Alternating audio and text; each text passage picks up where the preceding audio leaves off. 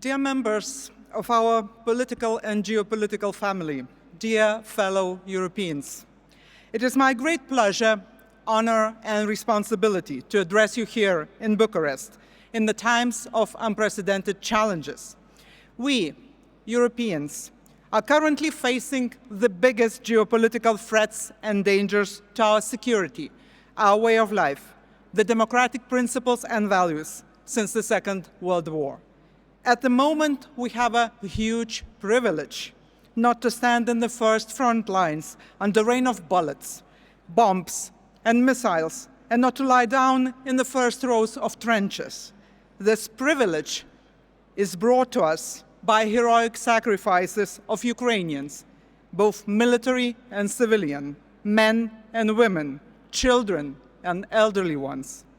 Please allow me to briefly quote and paraphrase the great historian Timothy Snyder, who is compelled, unfortunately, to write about the horrors of today, not some distant past.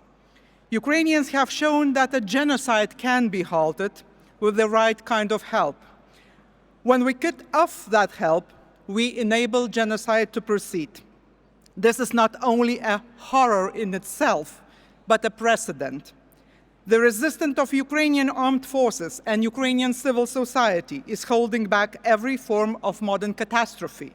Ukrainian blood has bought for us a future that we ourselves did not think we had.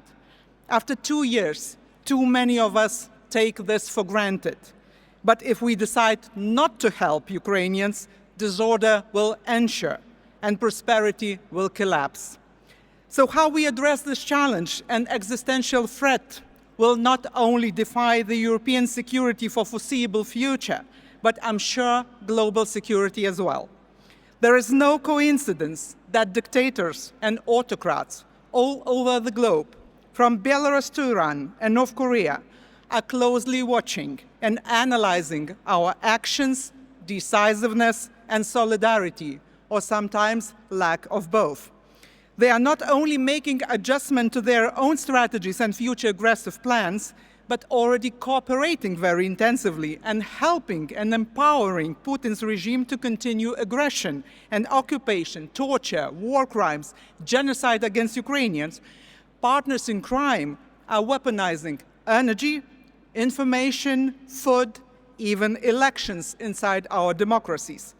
After they killed their opponents at home and put civic activists in jails, they are trying to destroy the trust of our democratic systems to impose polarization, the sense of vulnerability, or at least confusion. But we shall not be afraid. Putin's Russia is not as strong and powerful as Soviet Union was, which, by the way, eventually also collapsed. Just one simple statistical fact. Combined Nordic-Baltic GDP is higher than Russia's in nominal terms. And again, it's only Nordic-Baltic 8, not EU 27 or G7's economic or potential or political power combined. We can and should help Ukraine win this war, because it is our war too. This war is against us, against all the values we believe in, from the Black Sea to the Baltic Sea, from Mediterranean to Caspian, from Atlantic to Indo-Pacific. We should all double down our efforts. Winning formula is not some kind of mysterious holy grail or kind of rocket science. Formula of victory is rather clear. More and faster military support for Ukraine, more and faster economic support, accountability for the Putin's and Lukashenko's regime's crimes. Let's make aggressors pay. Let's move further and faster with stronger sanctions. There should be no taboos for military weapons and systems, no taboos for military support for Ukraine, no self-imposed red lines anymore. Dictators are good in sprint, in mobilizing their resources, but bad at marathons and longer-term fight. Democracies are slow at the beginning, but have a unique ability to learn from mistakes and reinvent itself on the go. If we want a durable peace on European continent, if we want to save EU as the unique geopolitical peace project, we can do it only by strength, Peace through strength, not appeasement. Peace through Ukrainian victory, not some sort of Minsk free.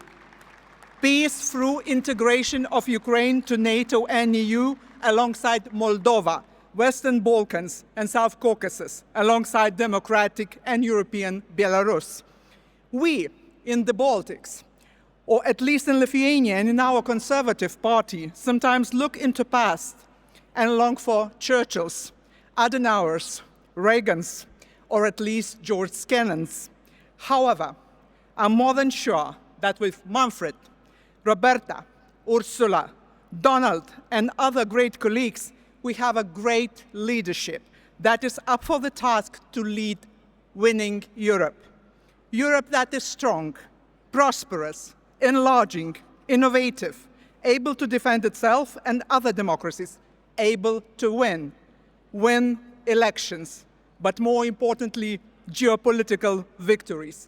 Victory for Europe, victory for EPP. Slava Ukraini. Thank you.